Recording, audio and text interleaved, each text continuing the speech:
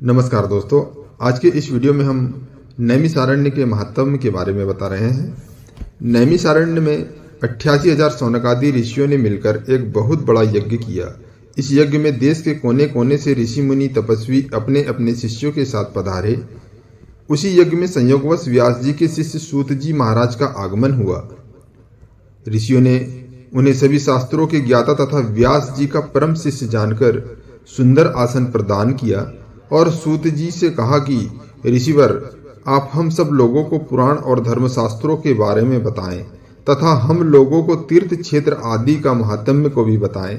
88,000 शौनकादि ऋषियों ने निवेदन पर सूत जी ने विविध पुराण, महाभारत, धर्मशास्त्र एवं तीर्थों के महात्म्य का गुणगान किया।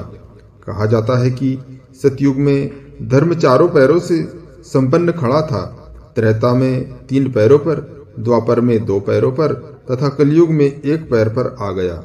उसके बाद ऋषियों ने नैमिष क्षेत्र के महात्म्य को जानने की भी जिज्ञासा प्रकट की और कहा कि आप हम सभी को नैमिष का महात्म्य बताएं। इसका किस प्रकार उद्भव हुआ, यह तीर्थ क्यों सभी तीर्थों में सर्वश्रेष्ठ माना जाता है, यहाँ की परिक्रमा का क्या महात्म्य है, आप कृपा करके यह सब बतलाइए।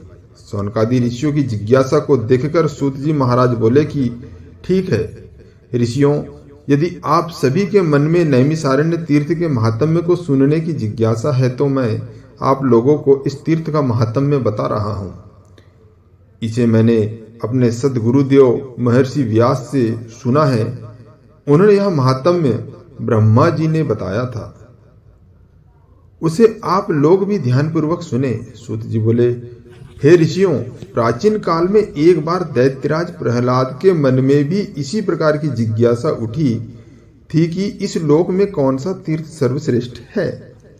इस जिज्ञासा की शांति के लिए वह अपने गुरुदेव शुक्राचार्य के पास पहुंचे और बोले, गुरुदेव, आप कृपा करके हमें यह बताएं कि इस लोक में कौन सा तीर्थ सर्वश्रेष्ठ है।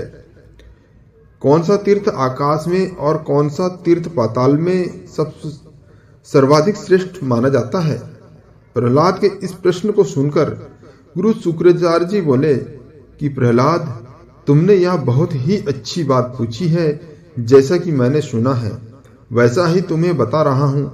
इस पृथ्वी पर नैमिषारण्य तीर्थ सबसे पवित्र और महान है। आकाश में पुष्कर तीर्थ और पाताल में चक्र तीर्थ को सबसे श्रेष्ठ कहा जाता है। यह नैमिष तीर्थ सभी तीर्थों और श्रेष्ठों में भी अति उत्तम है।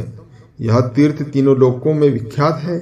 यह भगवान महादेव शिव का प्रिय स्थान है तथा समस्त पाप तापों को दूर करने वाला है। इतना ही नहीं, दैत्यराज पृथ्वी पर जितने भी तीर्थ हैं वे सभी तीर्थ नैमिष में विद्यमान है। नैमिष तीर्थ तो भुक्ति और मुक्ति दोनों ही देने वाला है।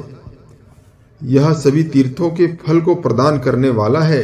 नैमिष तीर्थ की इतनी बड़ी महिमा है कि व्यक्ति तीर्थ के लिए यदि घर से जाने के लिए प्रस्थान कर देता है तो उसके आधे पाप तो उसी समय नष्ट हो जाते हैं तथा नैमिष क्षेत्र में प्रवेश करते ही उसके सभी पाप छूट जाते हैं। शुक्राचार्य जी की इन बातों को सुनकर प्रहलाद गदगद हो उठे और बोले कि गुरुदेव, आज आपने यहाँ असुरों के लिए महान उपकारी तीर्थ का वर्णन किया है, इसके लिए हम आपके कृतज्ञ हैं। प्रहलाद पुनः बोले कि ज्ञान निधि, आपने तो हमें नैमिष के महात्म्य को बतलाया, अब आप कृपा करके हमें यह भी बताइए कि इस नैमिष तीर्थ का उद्भव कैसे हुआ और यह तीर्थ क्यों सर्वाधिक पवित्र माना गया। प्रहलाद के इस प्रश्न को सुनकर शुक्राचार्य जी बोले, असुरराज, आपने मुझसे यह बड़ा ही तर्क संगत प्रश्न किया है। मैं आपको नैमिषारण्य के नामकरण की कथा बता रहा हूँ। एक बार सभी देवगण परमपिता ब्रह्मा जी के पास गए और बोले कि भगवान, मनुष्यों को कहाँ और किस प्रकार मुक्ति मिल सकती है। तब ब्रह्मा जी ने कहा कि हे देवगणों, तुम लोग 1000 वर्ष तक भगवान शिव की तपस्या करो। सत्र के अंत में तुम्हारे पास मेरे द्वारा भेजे गए वायुदेव वहां आएंगे और वहीं तुम लोगों को कल्याण के उपाय बताएंगे। 1000 वर्षों तक तुम लोग वो जहां तपस्या करोगे उस पवित्र स्थान को मैं तुम्हें बताए देता हूं। यह कहकर ब्रह्मा जी ने एक मनोमय चक्र का सृजन किया और कहा कि इस चक्र की नेमी जहां पर धसेगी वह देश तपस्या के लिए शुभ होगा। ऐसा कहकर ब्रह्मा जी ने महादेव शिव को प्रणाम कर वह चक्र छोड़ दिया। वे ऋषिगण भी प्रसन्नचित्त होकर उस चक्र के पीछे पीछे चल पड़े। वह मनोमय चक्र तीनों लोकों में विचरण करता हुआ एक सुंदर स्वादिष्ट जल वाले किसी वन में गिरा। जहां पर उस चक्र की नेमी धसी वह वन नैमिष तीर्थ के नाम से विख्यात हुआ। उस समय वह वन क्षेत्र अनेक यक्ष, गंधर्व और विद्याधरों से परिपूर्ण था। शुक्राचार्य ने कहा कि भक्त प्रहलाद, यह तो शिव पुराण के अनुसार नैमिष की उत्पत्ति की कथा है। अब मैं तुम्हें देवी भगवत में वर्णित नैमिषारण्य के नामकरण की कथा सुना रहा हूँ। एक बार की बात है कि नैमिषारण्य के सभी ऋषि मुनि कलिकाल के भय से ब्रह्मा के पास जाकर बोले कि हे परमपिता, हम सभी नैमिषारण्यवासी कालिकाल से भयभीत हैं, अतः आप कोई उपाय बताइए। तब ब्रह्मा जी ने मनोमय चक्र को प्रकट कर आदेश दिया कि तुम सब लोग भी इसी चक्र के पीछे पीछे जाओ। जहां पर इस चक्र की नेमी शीर्ण हो जाए वह देश पवित्र समझना। वहां पर कली का कोई प्रभाव नहीं होगा। सतयुग आने तक तुम लोग वहीं निवास करो। ब्रह्मा जी के वचनों को सुनकर सभी मुनिगण चक्र के पीछे पीछे चल दिए। वह चक्र समस्त लोकों में विचरण करते हुए इस वन में धस गया। तभी से वह नैमिष के नाम से विख्यात हुआ। प्राचीन काल में दुर्जय नाम का एक बड़ा ही पराक्रमी असुर था, जिसके पराक्रम के आगे किसी की भी कुछ भी नहीं चलती थी। सभी उसके अत्याचार से त्रस्त थे। अंत में आपस में विचार कर देवगण भगवान विष्णु के पास गए। शरणागत पालक विष्णु ने देवों का अभिप्राय समझकर असुर को मारने का वचन दिया। इस प्रकार काल चक्र के समान अपने सुदर्शन चक्र को उन्होंने दुर्जय नामक दानव पर छोड़ दिया, जिसने पलक झपकते ही दुर्जय तथा उसकी सारी आसुरी सेना को भस्म कर दिया। तब इस घटना के उपरांत विष्णु ने कहा कि इस अरण्य विशेष में दानवों को निमिष मात्र में ही भस्म कर दिया गया है, अतः यह अरण्य नैमिषारण्य के नाम से जाना जाएगा।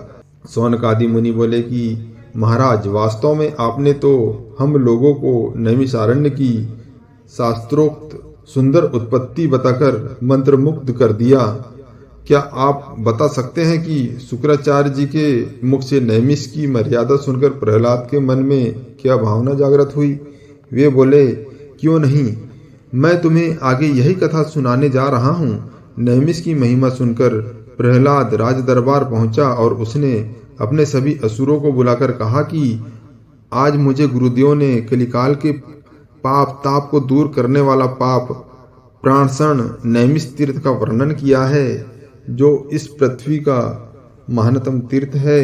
यह सुनकर सभी असुरों ने नैमिष तीर्थ की ओर प्रस्थान कर दिया और इस तीर्थ में स्नान करने का निश्चय किया।